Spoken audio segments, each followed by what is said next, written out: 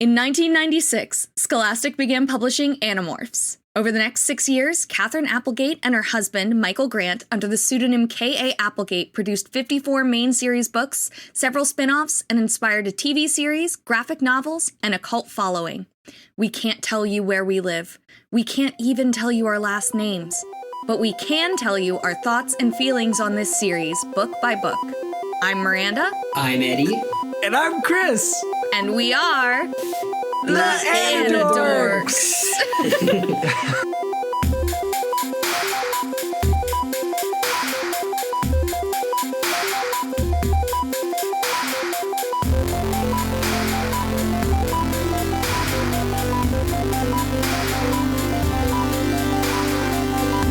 These may be kids' books, but we discuss dark themes and mature content. There may also be some explicit language. Listener discretion is advised.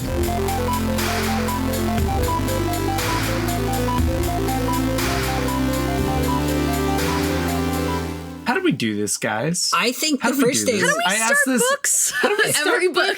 It was a cold and stormy night. It was a dark and stormy night. That did happen in the middle of season 2. Yeah, It did. yeah. It did. Season 2. Book 2, which was Book two, also a Rachel book. It was a Rachel book. Relevant. Here we are again. Book 7. So we are on book 7. We're Book back 7. to Rachel. We have a couple traditions that we do when starting a book. Oh, that's right. We haven't Yeah. started the book in a while. Do we want to read the little blurb for this book upcoming? Every single book has made this promise so far. This time, there may be no way out.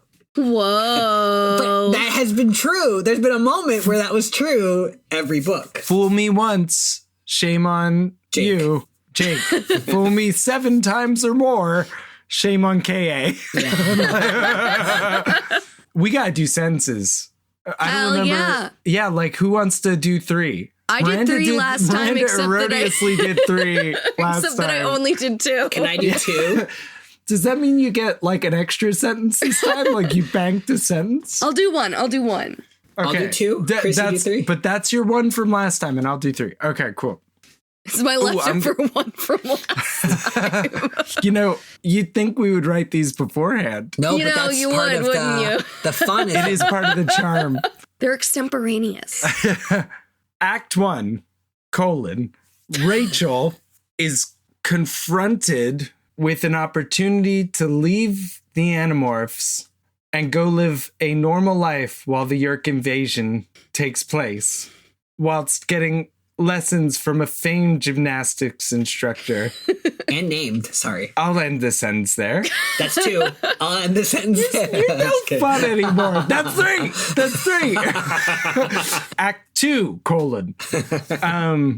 They concoct a plan to infiltrate the Yeerk pool in an attempt to get information about the whereabouts of a control array. We're doing the whole be book? the rightful. Shut up. Give them time and space. Yeah, I'm sorry. Thinking this would be the rightful way to get back at the Yeerks. And in so doing, they botch their plan and meet the Elmist, who is a magical being of Time Lord-like status, who is supposed to recuse themselves from interacting in a detailed way with species who may be endangered, but offers them a chance to live in a sort of alien the garden, zoo, if you will, a menagerie, rather than be stamped out by the Yeerks. And the Elmas also have time traveling ability, kind of. Act 3, said time traveling ability allows them to see the future, and they figure out that they have control over the future still, that not everything's set in stone.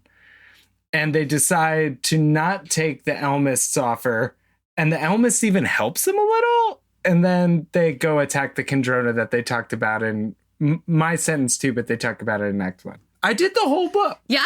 I'm actually very impressed by your memory there. Yeah.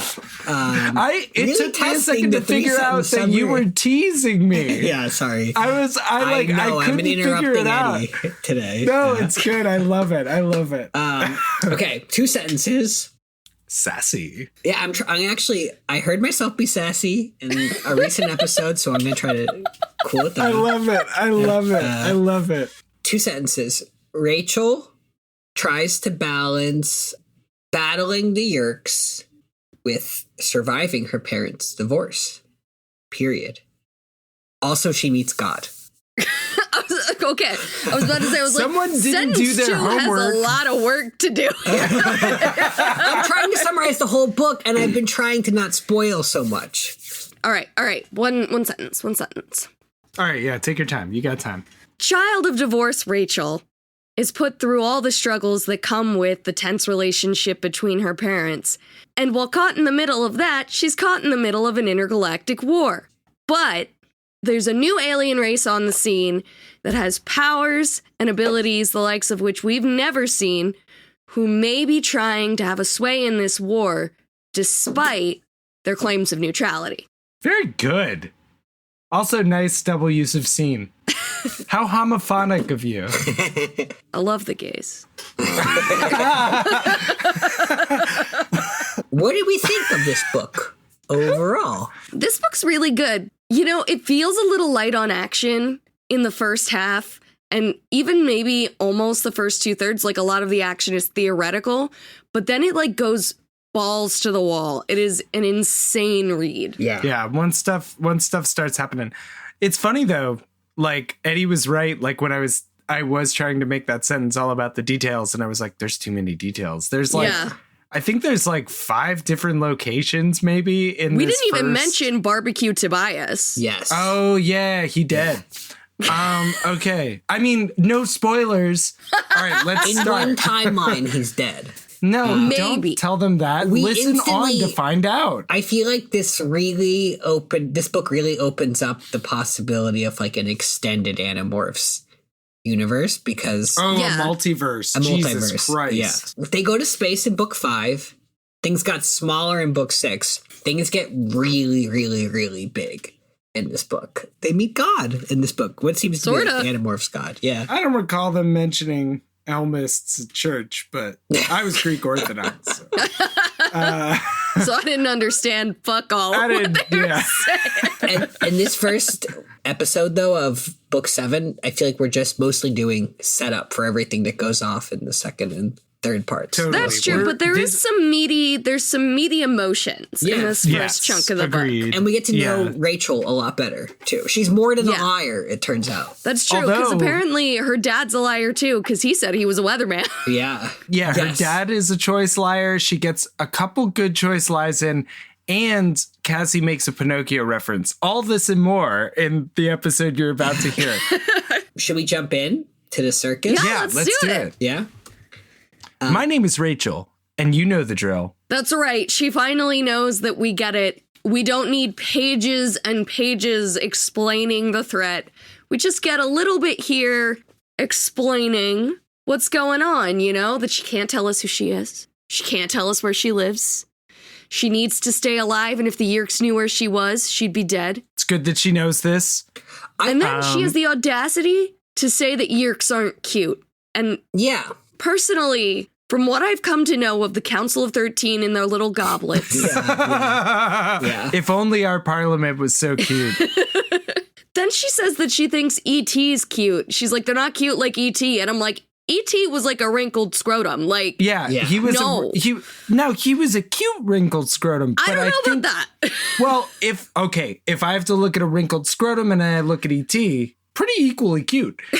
And I think, but what I will say about ET is he's cute in context. Like, you remember him and all the stuffed animals? That was pretty Yeah, cute. that's That was true. pretty cute. I just think Ouch. E.T. is creepy, but I do imagine the Yeerks as cute, especially when they're sloshing around in the Yeerk pool. Yeah. It's true. So even though Rachel says we know the drill, I still think we get a lot of the introductions and the contextualizing. Did you two think it was Yeah. that different than other times? I would be Felt- very happy if we did know the drill and she felt like she didn't need to do any of it. I But think we got less. It was Yeah. really only about 2 pages before she's like, I'm at the circus. yeah, that's true. So, like, I felt like it was shorter for sure. Do you think it'll get shorter in the future? Yes, Yeah. I do. I think it depends how much information they have to convey each book. Like, with each major thing that happens in the story, they're going to have to remind you not only of the beginning, but of, like, each major thing. It would be really funny if like each book was actually just the last book and then the book that you're currently reading like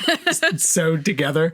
I do think that the meeting the friends moment was shorter and more condensed. Yeah. It was also very expertly done this time, but we'll get to that in a moment. Yeah. You've raised my hopes and dashed them quite expertly, sir. Sorry. It's the only reason I know the word expertly. So we're at the circus. Rachel has gone with her dad and her sisters. Yeah, apparently she wouldn't be caught dead at a circus if it weren't for the fact that she's trying to humor her negligent divorcee father. Oh my God. Okay. Roll it back. Yeah. Her You know where you piece of fall on shit that. dad. That's a hot take. Okay, you're right. I'm Have sorry. you seen I'll his calm down. hair and his suntan in the winter? Yeah, he always looks tan. It runs in the family. I'm just saying. No, but she does say that it Good old seems like hurricane face dad. it seems like this outing is maybe a little bit more for her little sisters than it is for her. But it sounds like these once every other week outings, as she calls them, sometimes they're just her and her dad because she is the oldest. And so sometimes they do stuff that's just the two of them. So every now and then, Sarah and Jordan, very memorable, relatable characters that we've all come to know and love. It's not like I forget their names every other book. Deserve to get to go to the circus if that's what they want to do. Yeah. Mm-hmm. And Absolutely. Rachel, because she's not super excited about it, gets to bring Cassie along this time. Right. And while they're there, Rachel sees an elephant trainer using a cattle prod on some elephants. Ugh. Which she is so mad about because she knows it should be an elephant prod. Yeah, no. You think Like, that, you you think an can't use electric it- shock strong enough for cattle, strong enough for an elephant? Yeah. No, She it's knows like- firsthand the amperage we're talking to get. Yeah. But yeah, so obviously you can't just be shocking animals. She says he even puts on a big show of acting like he really loves his elephants after she saw him shocking them to get them to do things they didn't want to do. So she's pretty mad. Yeah. Can I flag a small detail before, like, just because it's right here in the text? Absolutely. She, in this first few sections, in this first few chapters, uses a bunch of adjectival phrases. You mean to the these point- hyphenated adjectives, yeah? Yes, yeah, that's what I mean. And it is the flavor of the beginning of this book in terms of descriptors. She does it a lot, and I counted 9, and You had these a are lot. the first 2. Like once every other week, fathers and daughters thing. And then we get tent and trailer just over on the next page. Yeah. Oh, wow. 2 Then I pages missed from that there. one.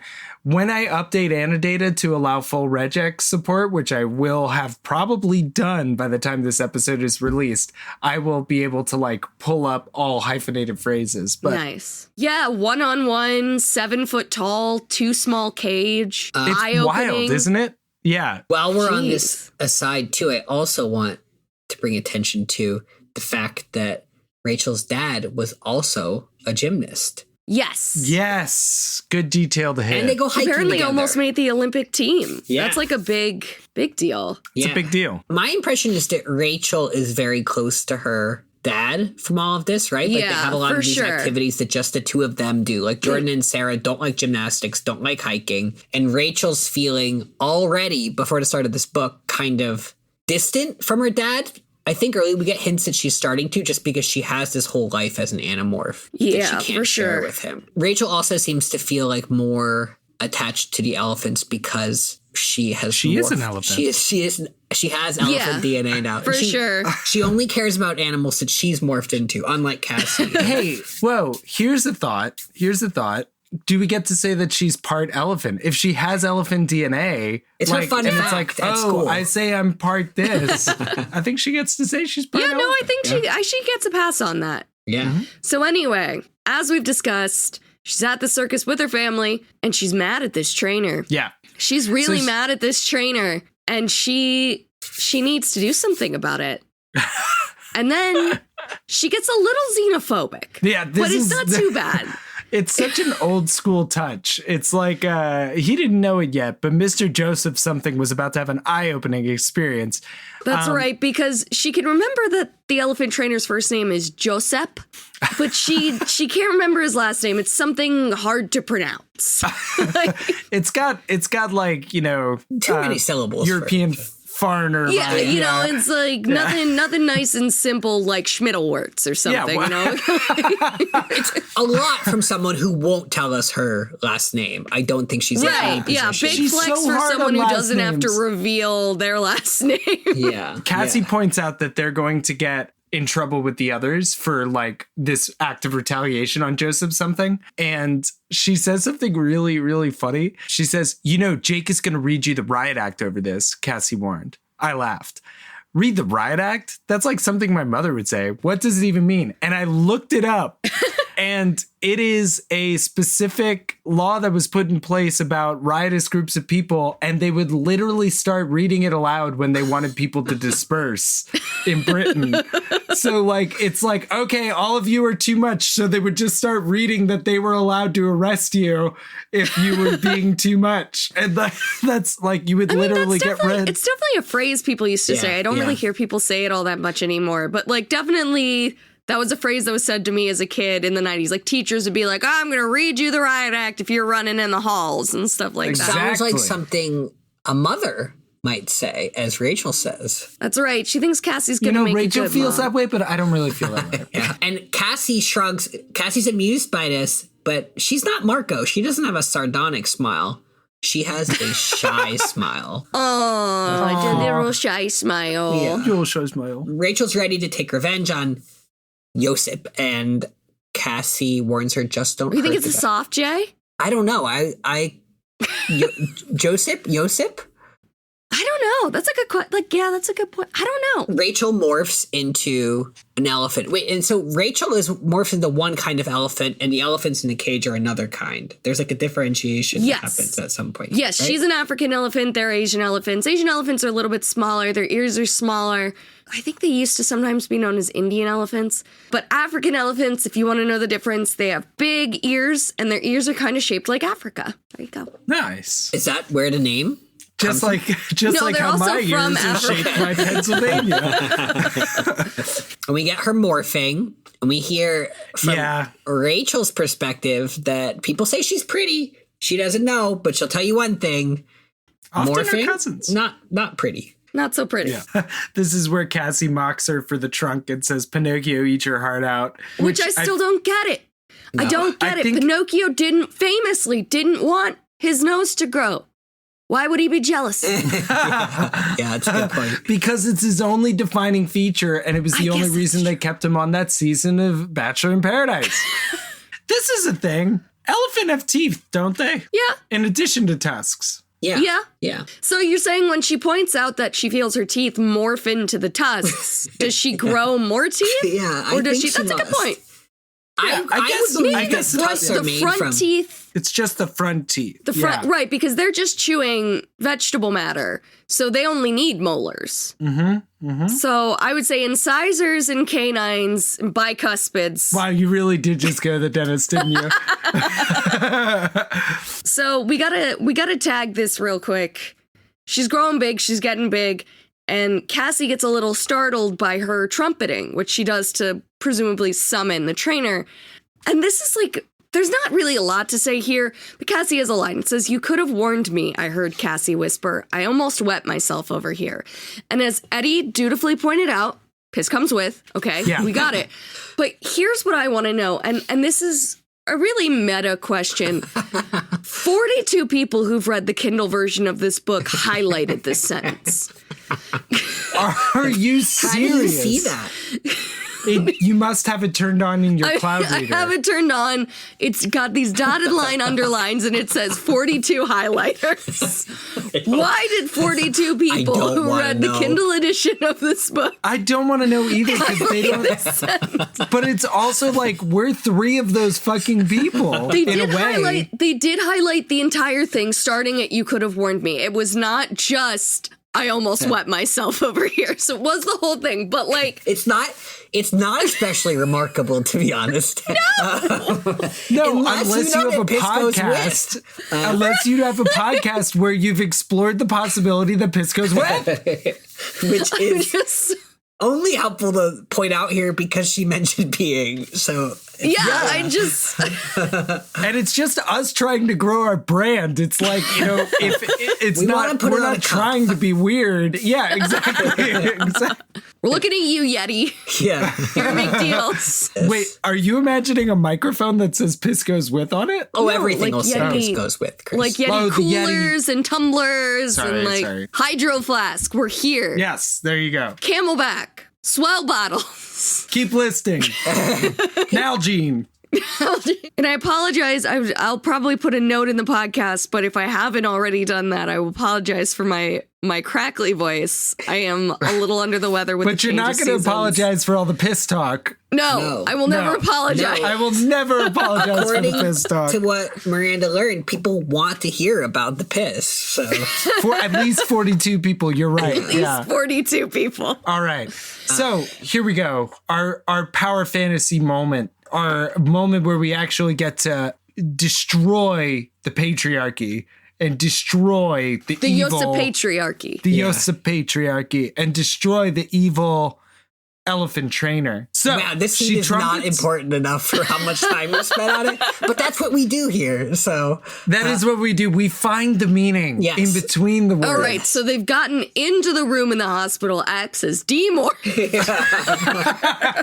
Oh my God. I just had a flashback. I was like, no, we're not back in book 6. So, did either of you think that there was a chance Rachel might kill this guy?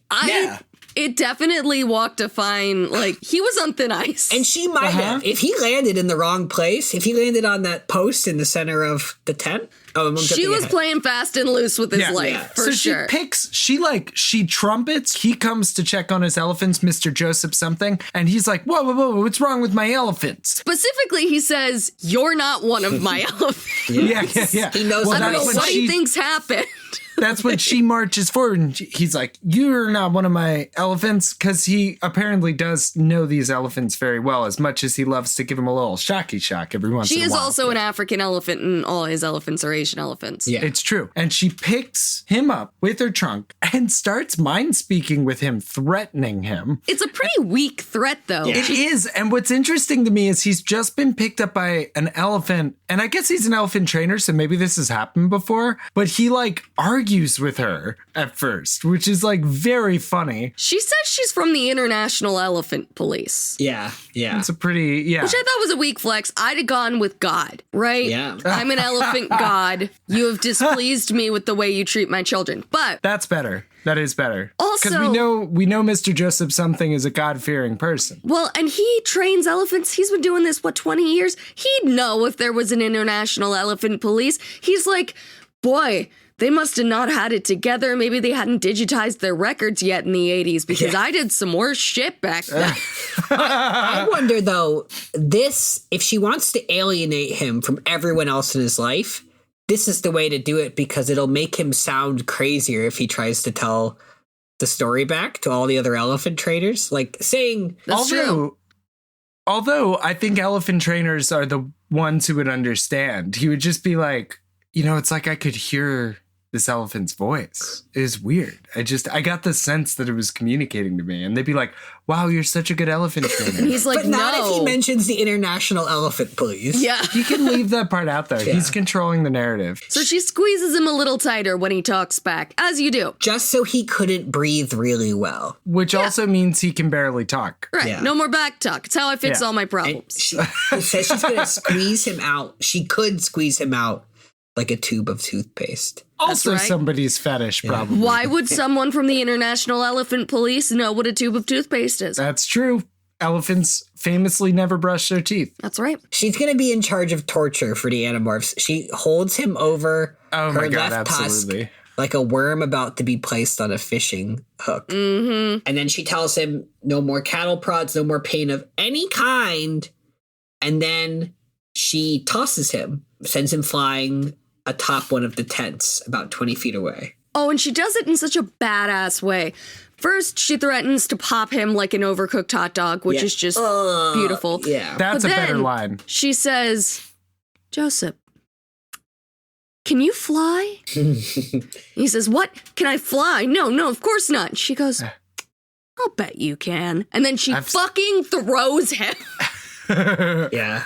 So we cut, as we have a few times now, to Rachel and Cassie in the woods near the barn, telling the group about what happened the day before. So they're telling them about this interaction with the elephant trainer. And indeed, Jake's like, did you maybe take it too far? And Rachel just says, no, he made me mad. And, we live for a queen who does not back down. Yeah. Yeah, she doesn't step down at all. Yeah. How endangered do we think they are of being exposed now? They've had Marco's held up a guy in he didn't. African elephants face a lot of challenges. Also, just as a note, this is the same town where an elephant crashed a live commercial, and now there's a story of an elephant. Oh my God. There's some guy with like newspapers up on the wall and like yarn in between. He's It's like, Marco follow at the elephants. BigSexyNews.com. Yeah. BigSexyNews.com is following the elephants and getting to the I think it's Eileen. .org, you're right, sorry. Eileen going to blow the whole story up, I think. Well, she's the deep blowhole. Deep blowhole, yeah. Yeah. We jump into their introductions, supposedly briefer. So, yes, they are briefer, though we do get a wistful description of Tobias, who can no longer walk. We're going around, we're introducing all the different members of the group, and she starts with Tobias, who they like to slowly move in to the fact that Tobias is no longer human. They don't like to reveal it right away. So she says they were walking through the woods, me, Cassie, Jake, Marco, and Tobias. And then she goes, of course, Tobias wasn't really walking. And then Eddie wrote something nice for us here. It says, Tobias wasn't really walking, not like the rest of us. You see, Tobias would never walk again. Not really. Not like me or you. Because Tobias is a bird. And well, birds can't walk. Not really walk. Not like the rest of us. But of course, Tobias was never like the rest of us. I did these notes so late at night last night as I was falling asleep. I had taken a melatonin, so I completely forgot that I did that. And I think every narrator so far has had this like little lead-in with Tobias where Jake stared dramatically across the room at him. Marco had his own thing. It's always funny how they do it. And then who do we move into next here? So we get a little bit of a break. We're not moving in yet. In fact, the like chain of explaining everybody hasn't actually begun yet. It's true. She just gives you a little she does taste Tobias with Tobias again. Yeah, she gives you a taste of Tobias. We have this pattern from books past where people do something reckless, then like absolve themselves in confession with the rest of the Animorphs. So as Jake's cousin, she is leaning on him to not be too mad. Well, Rachel, I sympathize, but I don't think our job is really to right every wrong that is done to animals. That would be a full-time job, unfortunately. And we're merely children. We are not allowed to work more than 20 hours a week and not past 7 on a school night. Exactly. And you know that, Rachel. And then we have her first lie, which is about whether or not Cassie was involved. That's right. Because Rachel and Cassie decided to threw her under the bus and was like, look, I'll come with, but don't tell Jake I was here. Cassie likes Jake and everybody knows that. And Rachel wants to, do her solid. And this scene is so good because it really communicates a lot with very little. And Marco gets in a really good joke. We have other stuff to deal with, Marco grumbled. The Andalite didn't give us this power so we could turn into the Animorph Society for Prevention of Cruelty to Animals. Which I just was like, Marco knows his references. Yeah, it's still the ASPCA. Yeah, no one would that's know. Great. Yeah. Yeah, and so they're hanging out here waiting for Axe to show up. That's right, because Marco has something he wants to tell them, and Rachel's sort of like getting at him on it. She's like, what's got you so serious? And Marco... He's like, look, I don't like to tell things twice. Yeah, which, famously, brevity has been a hallmark of Marco's character. He only speaks when needed. Yeah.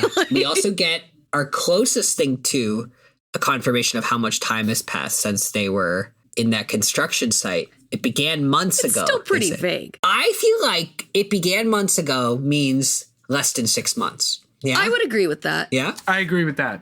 It began half a year ago is what I would say. How quickly they've become so traumatized. It hasn't been nearly enough time. It's so true. either of you think there was anything especially noteworthy that we learned here from like the different introductions? I feel like Jake, we get a lot of the same. We do get that Marco has changed lately. Yes, and that comes up a few we as times. readers know that it's likely because of, you know, his discovery about his mom being Visser 1, but Rachel does not know that, and so she just thinks it's because maybe his dad has started to move on and seems to be doing better. A little coldly, she says this, I think. And then the other thing that's interesting, I think, is just that Rachel and Cassie seem to think of themselves as a mismatched pair. Like, Cassie sort of says that a little bit, that you wouldn't necessarily think they were friends, but, like, Rachel really goes in and it's like, people would not think we're friends. We don't seem like we'd get along. I don't even know how we sort of became so close, but we are. Yeah. And then she moves on to Tobias. Once again is dreamy eyes this time, messy out of control Out of control hair. Out of Another control adjectival. Yeah. Sweet, hyphenated. poetic. She definitely, to me, seems to have noticed Tobias before all this. Like, he was new on the scene, like, we do know that, but she was not unaware of Tobias's existence when this started, I think. Well, she had a photo of him, or she has now. That's right. Yeah. So I think she definitely Yeah, where would she have gotten that? following him home and hiding in the bushes. Yeah. Something Going that through his happens mail. here with Tobias too, and I think this kind of gets picked up. So one, I think we were hoping that because we know we're not getting a Tobias book for a little while, that we would get more Tobias in this book because Rachel seems to do the updates about him at least. And I think we get that. We do. Personally, I still don't feel like it moves Tobias all that much forward. No. It's still just like an update at where he's at in terms of how he feels about being trapped. He definitely gets to do more this book, though. Yeah. I think it's interesting that this comes up a few times. I think everyone viewed him as sweet, gentle Tobias before he got trapped. And now it's like this contrast with how he has to live now with like the hunting and everything. He's become more of a killer and an an eater of Hork-Bajir eyes, at least. Yeah, no, a definite eye shredder for sure. And then Axe shows up with his many-fingered hands. Many fingers. What is going on with this phrase? That's going on a cup too. So consistent. I say it every time. How many fingers? Yeah. How many fingers? I'm doing it right now. I'm annotating it right now. 9 times. Only 9. Yeah, but it's in book 2, book 4, book 6, book 7. This is the last mention? And no, there's more. We get some in 21, 25, 40. So we take a break. Maybe they'll be phrasing it differently. It'll be like he had fingers that had many, or he had fingers, many of them. His also many-fingered hands. The ghostwriters. Ghostwriters just started giving hot takes, eat a different number of fingers every book. Yeah. It's every time it's an Andalite description. Every single time. What else would be many-fingered? Yeah. You're right, but it's literally like they had a Word doc that was like, shit, I need to describe an Andalite. I don't think of my hand as few-fingered. Well, that's a good point, would right? this be a medium number of fingered? I think this is a fingered hand. Yeah. This is a fingered hand. It's a regular fingered hand, and a many-fingered hand, they have at least 6 fingers. Yeah. For sure. The way we perceive Andalites is having spares. And like how they many have are extra opposable? legs, Like there's they so have much extra interesting fingers. stuff that could be said. Like what? Extra eyes. Pants. Hands. Anyway. We learn a lot about taxon tongues later, too. So we're going to... We do. That's back to true. this. Yeah, it's an anatomy-heavy book. Anyway, So sorry, Axe dear is here. listeners. Yeah, Axe has arrived. We get his full name again. Aximili Escarrot Estil. He's introduced as the sole survivor of alien battle that took place, which killed all the Andalites who were trying to help us. That's right. We get a hot description of an Andalite. It's hot, except for the many-fingered part. It's a little weird. I thought this wasn't helpful. Pick one. His body is that of a pale blue and tan deer or a thin pony. I don't think the thin pony now helped. we're just fat-shaming pony. Yeah. It's true. It's true. Just like, it's like I got an the pale blue and unnecessary... tan deer, but then it pivots with the thin pony. I'm imagining something else then. Oh, this is an interesting theory. Miranda has a theory. I feel like K.A. must have been inundated with letters and drawings of people riding Axe and wanted to set the record straight that people don't ride Axe to preserve his dignity. Because his back slopes down. That's such such new a way that information. you couldn't ride him, really. Yeah, you wouldn't even be tempted to think of riding him, says Rachel, which I think she's covering a little. You know, that seems a little like she's leaning too far in that direction. They've all It's talked true. at lunch at school. Do you think Axe would let us ride him? Axe reveals that he got into an exciting interaction with a cougar in the woods. Yes. So, yeah. There's a lot of language that is like bizarrely modern. Like all this language is taken on new meanings. And it happens a couple times in this book where something sounds really funny like that. That's right, because I'm just like, oh, so Axe is out. He's someone's Dating sugar older baby women. now. Yeah. He didn't hurt the cougar, not fatally anyway. He let her down easy. Yeah. Marco projects. He says, I'm telling you, Axe and Rachel belong together. The two of you are sick. Someday you could get married while bungee jumping into an active volcano. And Rachel reacted to this. Like, she was like, not because she minded being a superhero in Marco's eyes, but because, like, she isn't interested in Axe. Isn't she the one who mouthed he's cute? Yeah, that's what I thought. But she still likes Tobias. That's right? true. And sometimes when you fall in love, you know, you get a little blind to other people. She's not ready to admit maybe that, because she hasn't told us directly that she thinks Axe is cute. She only said that to Cassie. Yeah, and she was probably not expecting Cassie to tell everybody who reads these books. So She's like, I don't know, Cassie. I didn't think our war diaries were gonna. I didn't think that was gonna rate. I didn't think that was gonna merit inclusion. Yeah, she should have said off the record. yeah, it's really critical, kids. If you're going to say something about somebody being cute, say off the record first. Anyway, what Marco announces is that he and Tobias have found a way into the Yeerk pool. And that's what we've been waiting to tell everyone. That's going to be the main is a big mission deal. of the books, right? Yeah, this is a big deal because the only way we had to get to the Yeerk pool in previous books was through the janitor's closet at the school, which got patched up immediately at the end of book 1.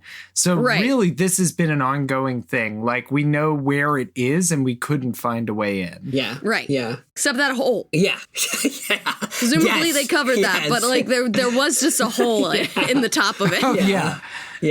That I can't explain. I guess It's like an Animal Crossing pitfall. Yeah, and you know, Google Earth didn't exist yet, so they couldn't just go looking for that hole. But And Tobias, with his wonderful eyes, couldn't find the hole either. yeah, a couple flyovers by Tobias should have settled this weeks ago, but whatever. Yeah. So he's continuing to talk about this, and he says that, as the rest of you know, the Yeerk pool is in a huge underground cavern, and he mentions that it's so big, and so they seem to have been mapping this for a while. It's so big that it also runs beneath the fire station, a couple of gas stations, and most of the mall. So were they narrowing down which of those places had entrances? Because it seems like there might be an entrance in the fire station, in at least one of those gas stations, and then also the mall, right? How do they get supplies down there, you know? Like, through that big it's hole. like, well, through that big hole, but like, do they have to be attached to establishments that give them resources? Like, do they use gasoline? Is that they cook. So yeah, I guess, yeah. Yeah, that's true. Yeah.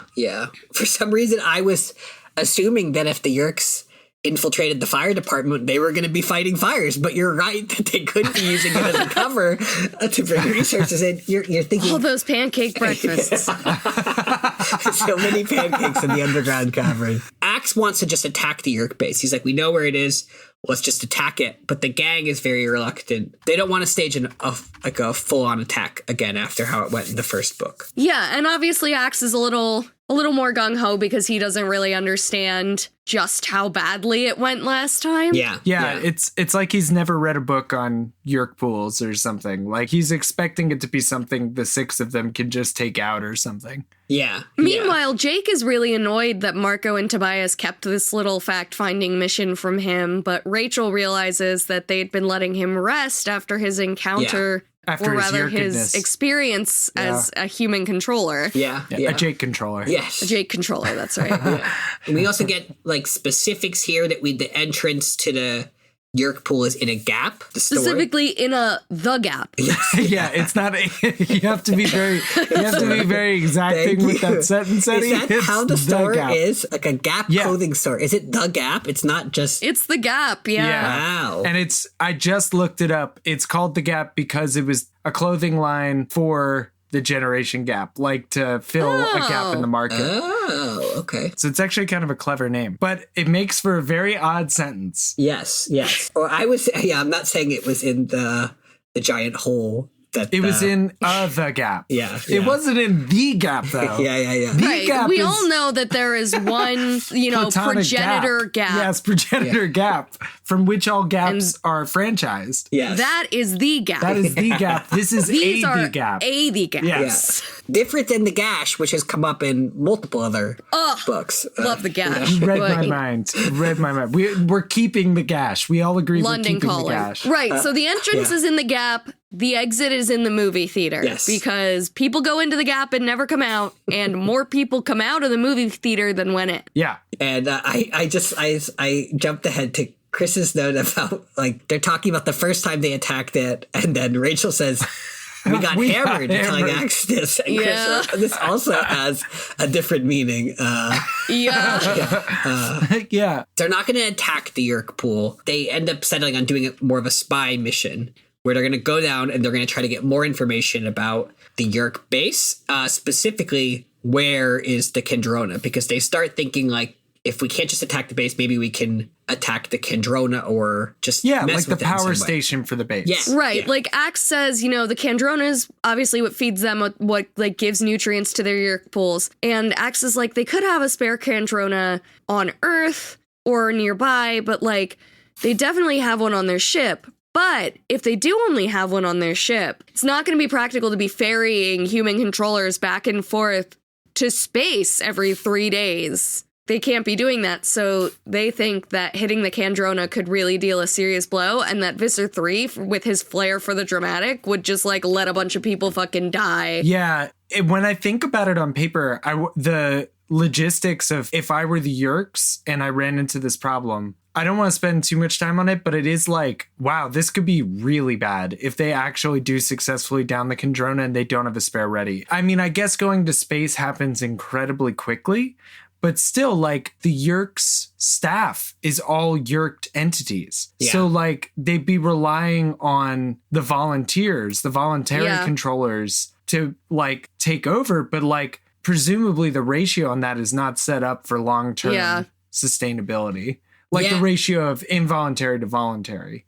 Like, there would be uprisings. We know that this is one hub of the Yeerk invasion, but we just don't know anything about how that scales up. We don't know where would be the nearest Kendrona. We don't know if is it the neighboring city? Are there multiple Kendronas in this city? That's a really good point. If they can simply drive to Pittsburgh to get more of those hot Kendrona rays. And Axe even says that, like, they could maybe even just bring the Kendrona by every so often to replenish it. So it's hard to tell, but they decide that they need to go down to the Yeerk pool and scout it out, and they're obviously pretty uncomfortable about that. And Axe is like, not the best at reading people, especially humans, but like, y'all seem scared.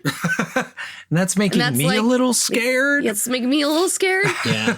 And then Rachel has a great line. You like this line? No. It is a perfect Animorphs line, I think. Chris wants to workshop it. I want to workshop it. So the line is, good, I said. I don't know if you Andalites believe in places like heaven and hell, but let me just tell you, the Yeerk pool is definitely not heaven. And I posit a change, okay? This is what I would have written. I don't know if you Andalites believe in places like heaven and hell, but let me just tell you, the Yeerk pool fucking sucks. That's a much better change. Yeah. Like, I don't know if Andalites believe in places like heaven and hell, but heaven and hell aren't real and the Yeerk pool is. I guess I feel like Rachel would deliver Miranda's version. I feel like it all depends on who's delivering it. You don't think mine's plausible? I think Cassie Not might from go Rachel. the more philosophical route. Yeah, she'd be like, I don't know if you Andalites believe in places like heaven and hell. Personally, I believe in more of an all-knowing, moving, shifting cosmos version of the universe. I believe the Yeerks are reborn. Fuck the Yeerk pool. I believe that we've all been reincarnated as a Yeerk, and it's merely our time. Oh, Cassie's definitely going to get voluntarily controlled at some point in the series so she can get to know a Yeerk, I think. Eddie, if we get to that moment when it happens and I find out that you read a spoiler or have read the book, I swear to God. Because, like, you lied to me for that's true. Oh, my God. I can't believe you didn't put Rachel as your favorite character since you so clearly emulate her in your everyday life, Eddie. Oh, my God. No. When you said that, that's what it made me think. I've been waiting for someone to voluntarily receive a Yeerk. I don't know what the verb is with that, but get Yeerk. Get Yeerk. That's right. We have established this.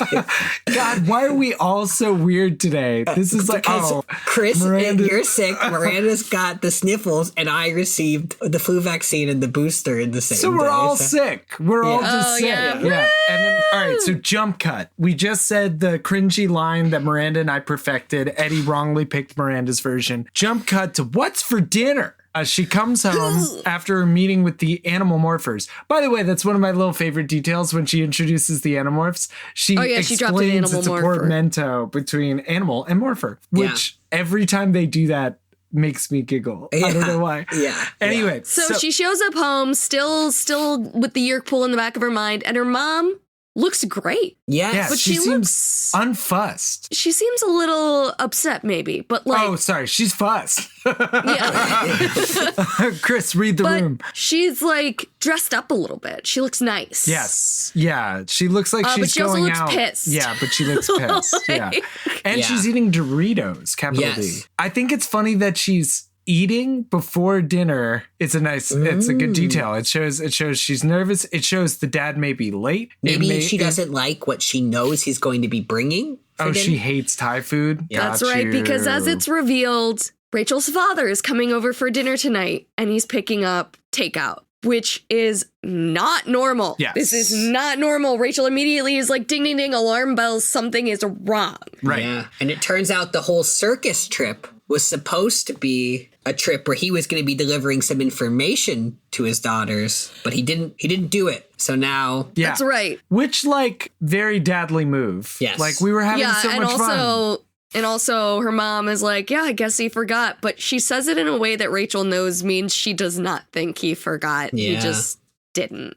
So she's trying to get her mom to like fill her in on what's going on. She's like, I don't want this suspense. I don't want to like be waiting on like too late. It's too late. Doorbell rang. Yeah. Sarah and Jordan come bounding down the stairs. Lovely, wonderful characters we know and love and treasure. Yes, and can tell apart. We know Jordan's like this and Sarah's like that. Yeah. Okay.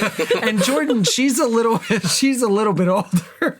And she can tell something's up if dad's showing up unannounced. Yeah. Unlike Sarah. Their weatherman, very unlike Sarah. Once weatherman father turned investigative reporter. Hurricane face, yeah. He immediately greets Rachel and says, how's my girl? And then goes on about the Thai food that he brought. And I don't know if she just chose not to mention him specifically greeting the other two girls, but I don't know. It's kind of a vibe. Like, they seem especially close. Yes. Yeah. Rachel and her father. Yeah. I do like this little part where he's like bragging about the food. We have curry. We have pad thai. We have chicken satay.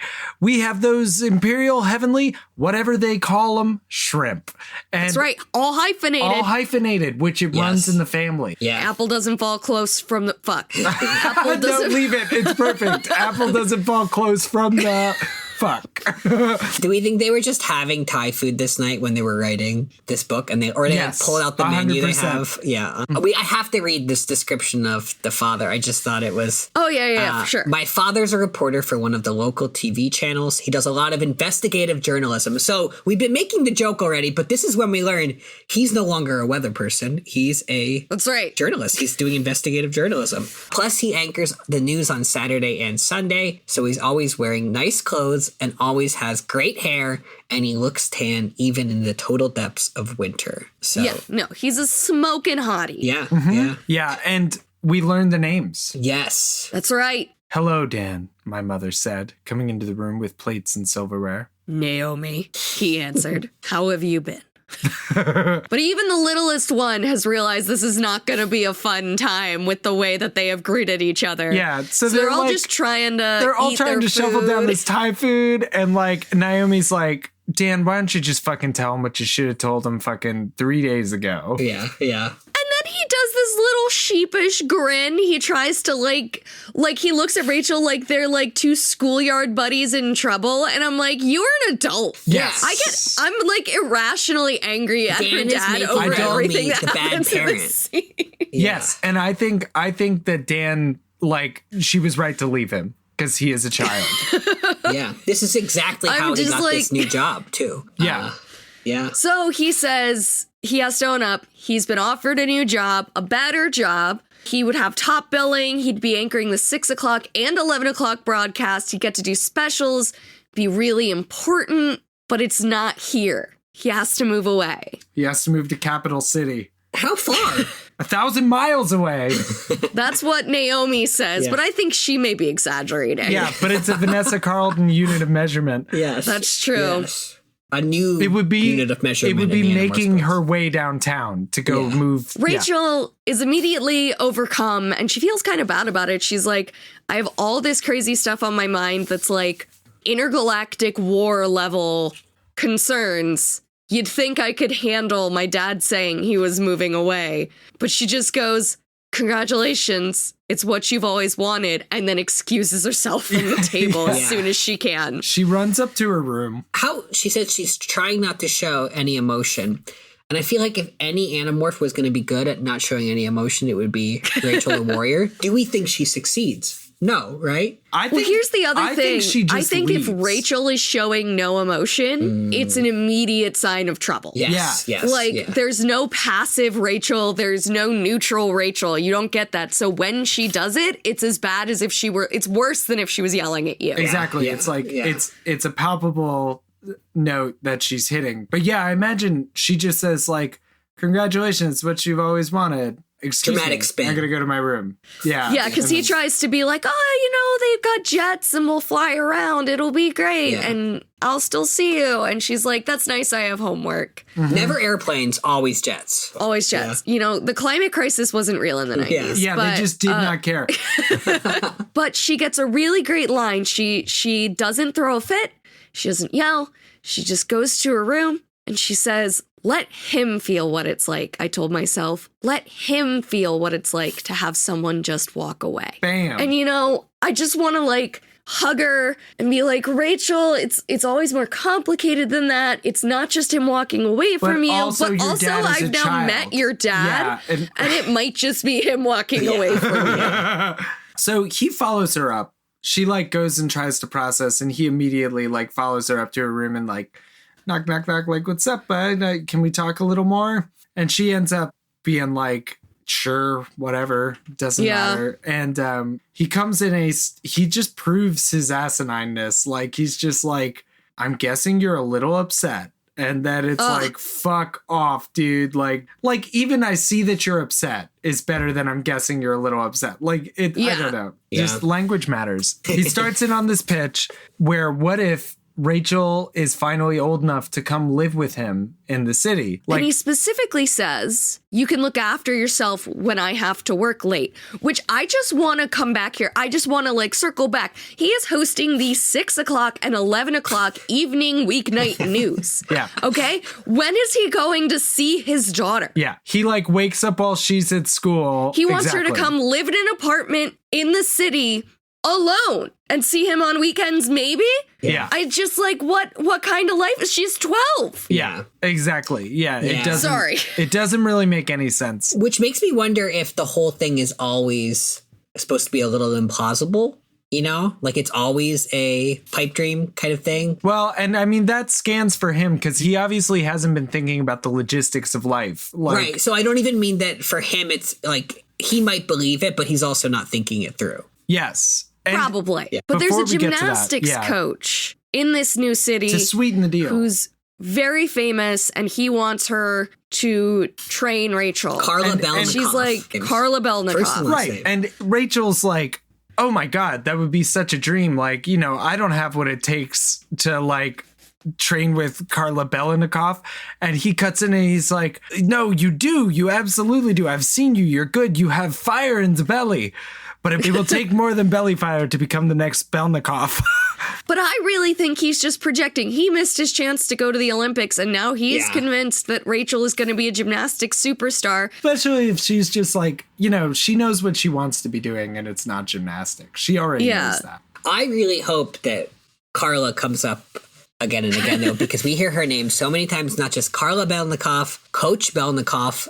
I hope she's a big part of Rachel's ongoing arc. Yeah, I agree. So this sets up a whole thing for Rachel. Maybe I'm getting a little bit ahead, but so she's going to be, she doesn't just have to deal with this impending attack on the Yeerk pool. She has to deal with this decision of whether or not she's going to stay with her mom and sisters or move with her dad across the country. Because she says she doesn't know. She has to think about it. He keeps trying to sell her on it. He's like, it could be great.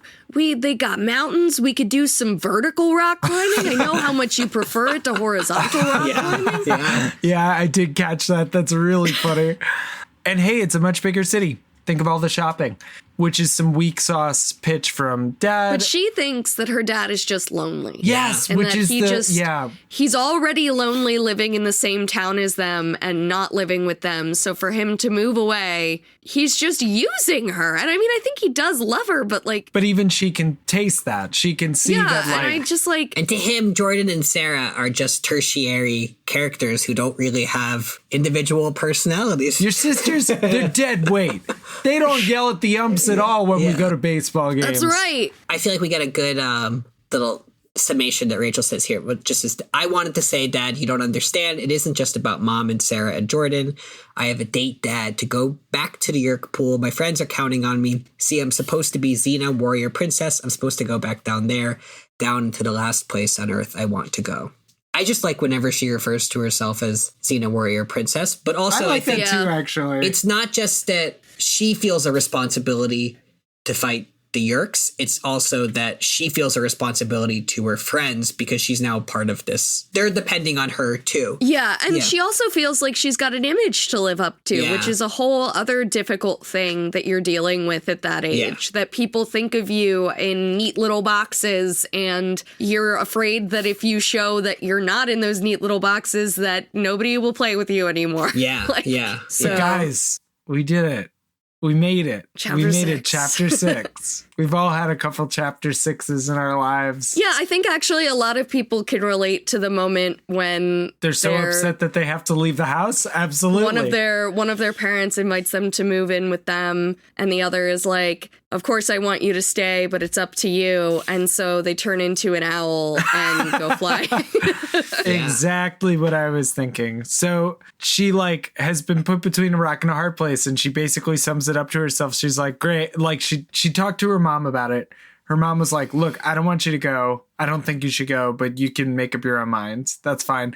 Which basically just puts her in the awful position of either hurting her mom or hurting her dad. And then she has to lump in her friends who are unfortunately only in one part of this equation. She can only stay with her friends if she stays with her mom. Yeah, so she goes flying, and really we just got this whole chapter of Rachel. I actually like this a lot. We just get kind of her working through all these crossroads that she's at. Yeah. It's a really nice chapter. So now she's a great horned owl, right? Yes. Mm-hmm. So because she's kind of trying to escape the stress of her actual life, so she's in this morph, she is feeling the owl instincts take over, and she has this moment where she wants to go down and grab prey, and she pulls back and resists that, yeah. And she makes the distinction that she's not like Tobias. Tobias has no choice but to eat that. And then from that, when she's thinking about this whole thing of how she doesn't have to do that, how she's not like Tobias, she goes into her dad and the choice he's making. Yeah, I was not Tobias. He had no choice but to be a predator. I had a choice. Like my father had a choice. He could just not move. And then I wouldn't have to make this awful decision. If he understood everything, he wouldn't do this. He would understand that I was part of a battle to help save the Earth. But of course, she can't tell him, and to expect him to not make a choice that obviously benefits him when he doesn't know the stakes is a little naive. But she feels like she would know if her dad was a controller, but she admits that she can't know. So obviously, But I think even the allegory for just him making a choice against the family, like a choice that doesn't preserve the family. He's in the position in the family to make the choice in her mind. And I agree with her on that. Like, she's the child in this situation. She's being asked to take on the fact that she now perceives her dad as like lonely and not the most sensible adult in her life. Yeah. And then we get some interior stuff from her about how she sort of always had her dad's like issues pushed on her. Like, she's always wanted to be what her dad wanted her to be and wanted to be doing all the fun dad stuff with him. Yeah. Yeah, she overheard her parents talking at one point, and when they were having Sarah, and Rachel heard her mom saying to her dad, "I know you've always wanted the boy." And then he answered, "Oh, come on, that was years ago. I thought I had to have a boy to do all the fun dad stuff with, but I have Rachel. She's as good as any boy. She's already tougher than most boys her age. Have you seen the vaults she can do?" And then her mom responded, "Don't ever let her hear you say that. Little girls do not want to be told they're as good as a boy." And so we already talked about the fact that they have this close relationship. But yeah, like you're saying, Miranda, she's also had to walk around with all these expectations. Right, because she says she thinks her mom was wrong about that. She knows it may be sexist to feel empowered by being compared to a boy, but her dad thinking she was as tough and cool as any boy made her feel really good. Yeah, it meant the world to her to be able to have that closeness with him. And so for him setting up that expectation on her is like, and he doesn't even know that he did it, probably. He doesn't know she overheard that conversation. No, yeah. She's just carrying so much on herself in this. Like, she's carrying the weight of like this war that she's now a part of, but also carrying it was already impossible decision that her parents are hoisting on her. Right, Yeah. and we see that she's getting the tough thing from both sides. She's got both the Animorphs projecting this toughness onto her,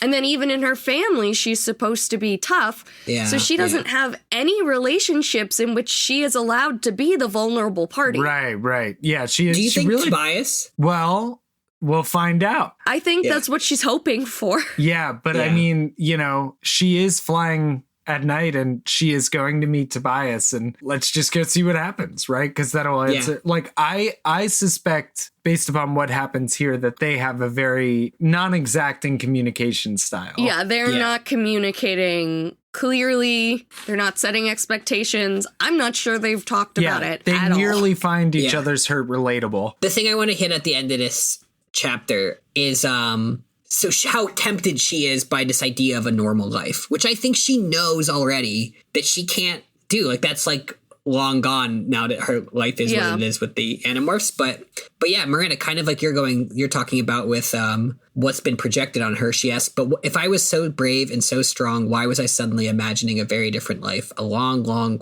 way from the war with the Yeerks? Why was I imagining a life of gymnastics classes and ball games with my dad?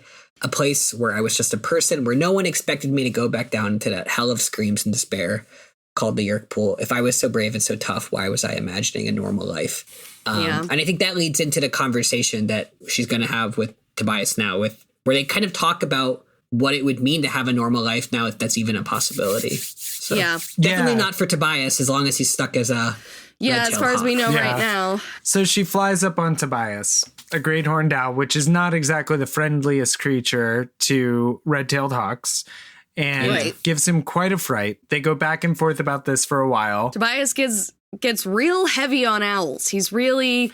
He's impressed by them, but he thinks that this whole wise act that they've got going on, he's not buying it, all right? The way that they're putting on a friendly face. Yeah, they're not all eating Tootsie Pops in 3 bites or anything like that. Mr. Owl! Rachel has this moment where she says, when Tobias is talking about how like he has to deal with these everyday threats, she says, like, I'm other really sorry, Tobias. And I'm really sorry, Tobias. I guess I forget that your life can be so dangerous. And I feel like Rachel doesn't get enough credit for how much she thinks about. I don't know if we always get that perspective check in other narrators' books, but we've talked about that with Marco and Cassie, but she's thinking about the fact like, oh, Tobias has his own shit. Like, but also she said it, which I think she owned it. She was like, I'm sorry. And also, I think Tobias's reaction is telling because he's refusing to engage with a serious conversation about his situation here, because he goes into sort of joking about it. He says, yeah, well, it has advantages too. No more first period gym class. Yeah. And like, whereas everybody else reads into those jokes as him making the best of a bad situation, I don't think they're willing to look in the face of the issue that is he's not willing to discuss an actual, real, devastating life change that he has had. Right. Yeah. He's doing that to protect himself and to protect others from having to face the truth of his situation. And that doesn't even get to the fact that we know he had a terrible life to begin with, which is like something he's still carrying around too. So he follows up and asks her why she's out here tonight. She says, I had to get out of the house. And Tobias says, oh, why? Unless it's not any of my business. And then she's like, I don't know, nothing. I was just hyper. Tobias didn't say anything. Obviously, he knew I was lying. He just waited for me to tell him, watching me with golden brown eyes that seemed to drill holes right through me. Something about how much they're projecting onto these like pregnant silences is like, I don't know. You know, it's like, I don't know. How much is it to just say like, I'm not okay and I don't know how to talk about it. Like, well, something about this interaction strikes me as if we were talking about how they haven't been communicating that we know of. And it almost strikes me as if they've both sort of been trying and rejecting each other. So it's like Rachel's coming in with, I'm sorry, Tobias, you know, things might be rough. I forget your life can be so dangerous. And he brushes her off. Tobias comes in with, you know, why? But then comes back with, unless it's not any of my business, which is not something I feel like people say unless they've been repelled from asking questions. That's a before. good point. Yeah. That's a good point. Because I did find that like to me is like, you never say that without a pause in between. You say like, it would be one thing to say, you don't have to tell me if you're not comfortable, but to say, unless it's not any of my business, feels very charged. I also think it's probably, and I don't know how much this is intentional as to how it was written. I think it's probably also when you're like 12 or 13 years old, you're literally just beginning to learn how to communicate with other people. That is very true.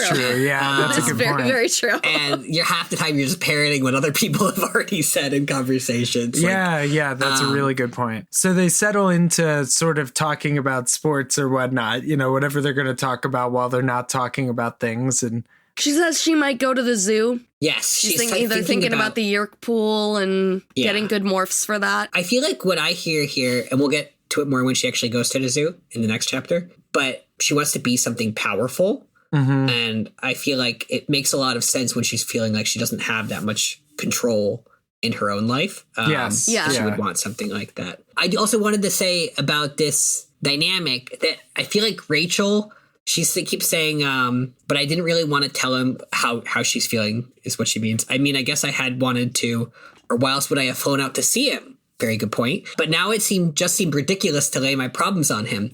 And I feel like that's part of that is like he'd be able to talk about his own problems more if he got another book to get into that. But like right here, we have to stay on Rachel's stuff. So she can't really have an honest heart to heart to him because there hasn't been enough space. This whole conversation, the whole thing feels like two people refusing to meet each other halfway. Yeah. Because when she talks about going to the gardens to get a new morph, she sort of invites Tobias to come along. And I feel like maybe if they had that journey, she would have found the moment to express herself and tell him what was wrong.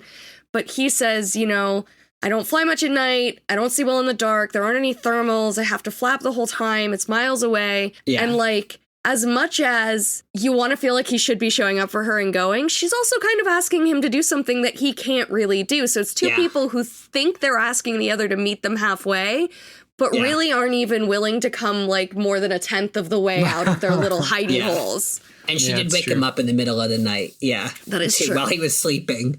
So then we get into, we have this another moment where they're kind of not connecting. He says, why don't you tell me what's really bothering you? And they jump into talking about the future. She asks him, do you ever think about years from now, like when it's time for college and stuff? And she says, as soon as the words were out of my head, I wished I could call them back. Because Tobias, as things are right now, he doesn't have a future. Like, it's not even college in his future, it's like he doesn't even have a future sense. Like, Yeah, that. like He what's the doesn't, lifespan of a red-tailed hawk? We don't even know. Yeah.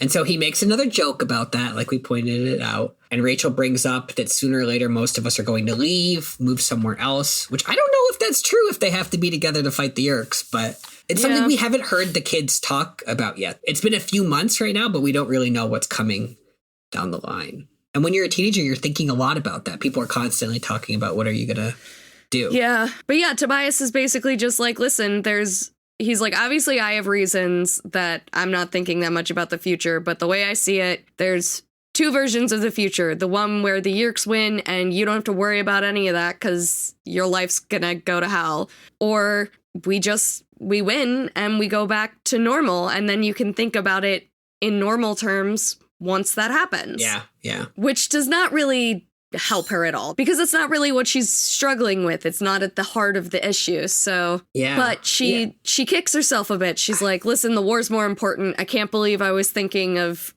not doing this. And she gets really, really hard on herself. That's all internal, though. She doesn't say any of that to Tobias. She does not say any of that to Tobias. No, she characteristically lies to Tobias and says that she's fine. Yeah, I'm fine. Yeah, totally. I really don't think until we started talking about this, I put together how much this is because I was so struck reading it that they're talking about the future, because I feel like we haven't heard them talk about that before, that I kind of missed how much of this is a non-conversation. Yeah. Where like it's two people who aren't actually communicating.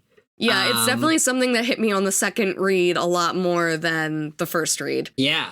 There's a lot of there's no yes-anding in this. Although it's also kind of more of an effort to have a heart-to-heart conversation than I think we see in most of this book. Yes. Like at least the premise is there that they might be able to communicate. It's kind of sad that they didn't. Like, Yeah. I'm feeling the loss of that in these books. I'm realizing it is often the case with books that need to keep a plot open and moving, that stuff doesn't get said. But as someone who's like, we've been doing this for 6 months now, and I'm ready for some people to start talking to one another. Yeah. May need to switch to fanfic. We start writing it. Yeah. I do think it's because we're in the first 10 books. I also think... Totally. I think we have seen glimpses of it. I think Cassie's really good at connecting with them. I think we've actually seen Jake even though it's controversial whether or not Jake succeeds, Yeah. I think we've seen Jake trying. I do think a lot of this dynamic is because we're not getting a Tobias book. And here we are. We're flying south. She says, I gotta go. And he's like, you should go home. And she's like, yeah, totally. And he's like, I'm probably not going to be really involved in this Yeerk pool mission because I can't morph and all that. And she's like, I'll get a Hork Bajir for you. And he's like, are you sure you're okay? And she's like, I'm fucking great. I've never been better, Tobias. And he says, Rachel, go home. And she's like, haha, bye. Yeah. And she flies to the gardens. Yeah. That's not the direction you live in. You're flying the wrong way. Yeah, he would know that, wouldn't he? Yeah, he really would. So this is... He goes to the gardens all the time to ride the coasters. Yeah, it's just one hawk on the coaster. I forget that everything's there. She goes to the gardens and she's looking for a grizzly bear morph specifically for that. She passes all the other bears because they all have all kinds at the gardens. Yeah, she thinks about lions, but then she's like, nah. And she's like, no, I need the grizzlies. I need attack power. And she is totally right. Polar bears, pretty great. They're really, really strong. Don't sell them short. Yeah. Kodiak bears, I think, are extinct at this point, but they were like even stronger grizzlies. I'd be a Kodiak if I could. But grizzly is like apex predator. They're way faster than you think they are. Kodiaks are still around. There's 3,500 of them left. Wow. More important to Rachel. Oh, no, not more important, but also important to, she says the grizzly is... When she actually goes into the grizzly pen and like absorbs the DNA, she says he was beyond fear, beyond doubt, beyond pain. It must be nice, she whispers to him. That's right, because she chooses the male grizzly. She says she does it because he's bigger, but this is another step in a trend that we've seen with her of her feeling very confident as the tomcat. She wants this like alpha male energy that makes her feel confident and indestructible. Like that was a word she used a lot with the cat, wasn't it? Like, and it was just like, I'm invincible. Yeah. Hot shit. There's an interesting juxtaposition when she's flying into the zoo. She's listing through the animals that she sees in the different exhibits. And just like one little extra detail that's more detail is I glided over to the lions. Most were sleeping by a tree. One female was ranging around restlessly like she was looking for something. And I think that is a nice touch. Yeah, it's just like, juxtaposed against what she ends up finding, which is this morph that's supposed to keep her safe and empowered. But as Chris, I see that you've noted on the Rachel going for male morphs thing, a thing I hadn't thought about is that we've now learned that from her childhood, she's been being compared to boys and held up to the standard of boys, and that her dad always wanted a boy. And that's really rough. Yeah, there's definitely a consistency of character there that's interesting and haunting, and like it feels very real. It feels like a fleshed out 3D thing at this point. I want to hit this thing with where she's at in this scene because I really like parts of this, and I think it really pays off later in the book. She's thinking about her dad. I'll just start here. And yet, as I absorbed his DNA and imagined becoming this fearless creature, which she's not talking about her dad, she's talking about the grizzly bear. And yet, as I absorbed his DNA and imagined myself becoming this fearless creature, I still could not forget the look in my father's eyes or the quaver in his voice saying, "But gee, Rachel, I think it could be okay, I could already feel the emptiness his moving would leave in my life. He could say he'd come back every other week. He could say we'd still see each other just as much, but I knew it wouldn't be that way. I could imagine him packing up to go. I could imagine the screams in the Yeerk pool. I could remember Tobias trying to joke about college. Too much. Things that were small and personal and things that were huge all swirled together in my head. Nothing made sense. It was too much stuff, too much fear and guilt and loneliness, too many decisions, too much." Yeah. That's a really relatable feeling, even as like a 12-year-old who only has like quote unquote normal problems going on. That's very.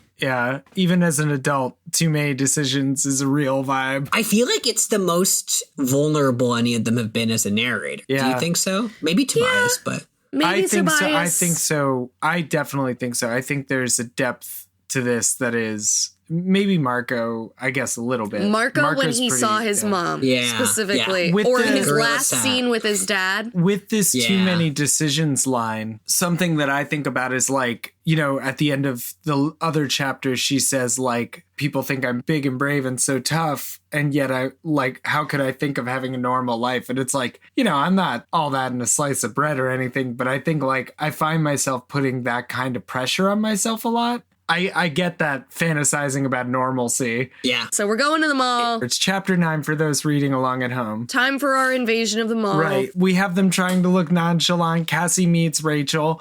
Axe tries to eat a cigarette butt off the floor. It's true. One little snag in here is just like they have a routine that they do to look nonchalant, and then they immediately start talking about shit that would get them killed by controllers. They're like, whenever Axe is in Morphin, I'm like, you can't say that at the mall. You cannot say that at the mall. But yeah, Axe and Jake are hanging out at the arcade, and Rachel and Cassie go to The Gap. The Gap. Where there are Gap employee controllers. Mm-hmm. Gap employee controllers. Yeah. Like, imagine drawing that straw, and if that's what you have to pretend to do most of the time is full of clothing. No, I can fly a blade ship. I was on the blade ship. They pretend to shop.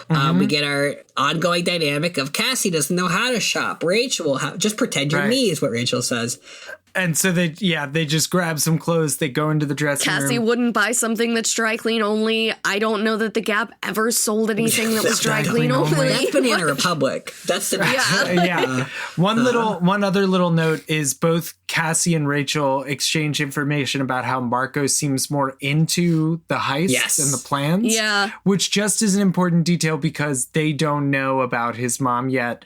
So now we are confirmed that they don't know about it, but they're noticing a change in his character and the growth in his character. And they acknowledge that Tobias never comes along for missions anymore, which I appreciated. Yeah, what an good. asshole. Yeah.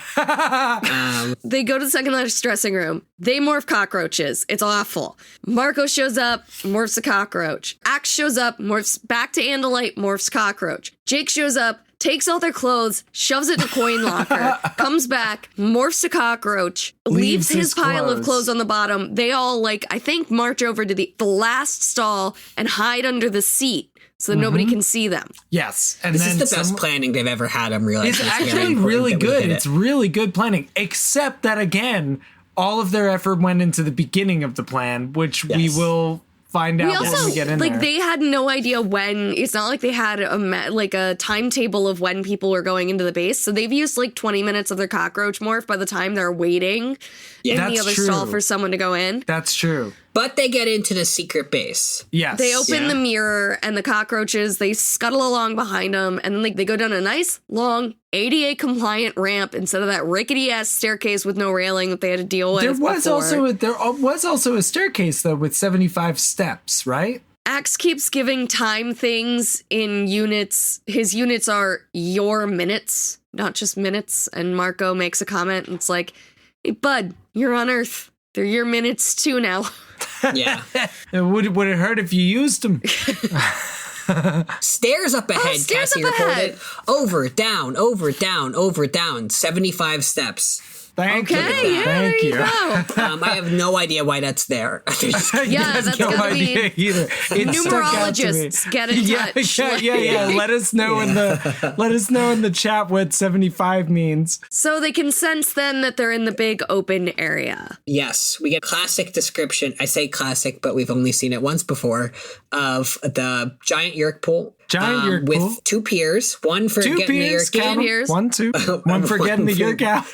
Yeah. And then we're back. We're back where we ended the first book, right? Yeah, we're down here. And now we have time to explore. They're still in Roachmore. Exactly. They're still in Roachmore, and they need to hurry. They need to figure out what their move is. So they're like, let's explore the buildings that are set back from the side of the Yeerk pool. Where should we go? Well, people, how do we find the people down here? And Cassie says, people gotta eat, don't they? Yeah. And they smell French fries. And I smell French fry. Yeah, I want to work at the McDonald's franchise down by the Yeerk pool, though. Marco makes a joke about, what is this, McDonald's? And I'm like, I do think they have a McDonald's franchise down there. I think it's too lucrative to pass up. Ronald McDonald controllers. Ronald McDonald controllers! That's literally the scariest thing you've ever said. The gray-brown sludge-like arches. And Grimace is he's like a giant Yeerk. They keep him in the makeup in the cage. So yeah, they find dirty linoleum. They smell humans. Yeah, and then they argue about whether or not humans smell, which I can confirm they do smell. They do. We smell like an animal back on Axe's planet called a flar. Yeah. Very different from a fleer. Yeah. Yes. Right? That's a different thing. Come on. Yes. How could they do fleer and then flar? And fleer means switch. That's the Andalite language. But flar means human smelling animal. So they're there talking about the fact that they're in this lunchroom, deciding what to do next. And then all of a sudden, something is looming over them, blocking out the harsh fluorescent light. Like an awful wet quilt. Quilt.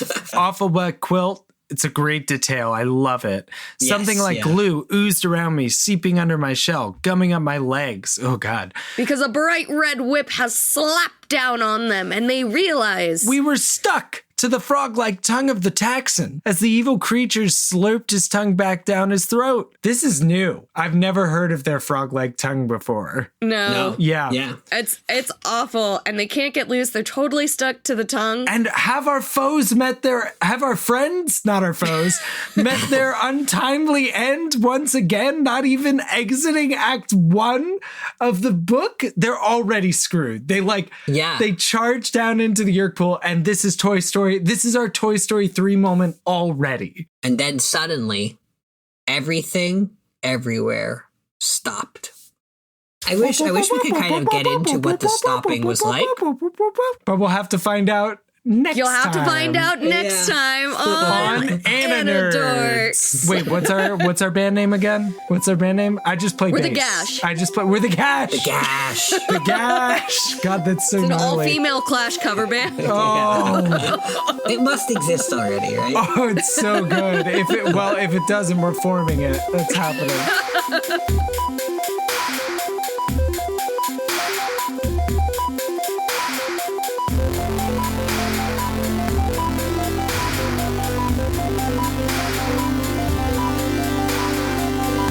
for listening to Anidorks. We'll be back soon with lots more to say. Until the Andalites return, or at least until next time. See you soon.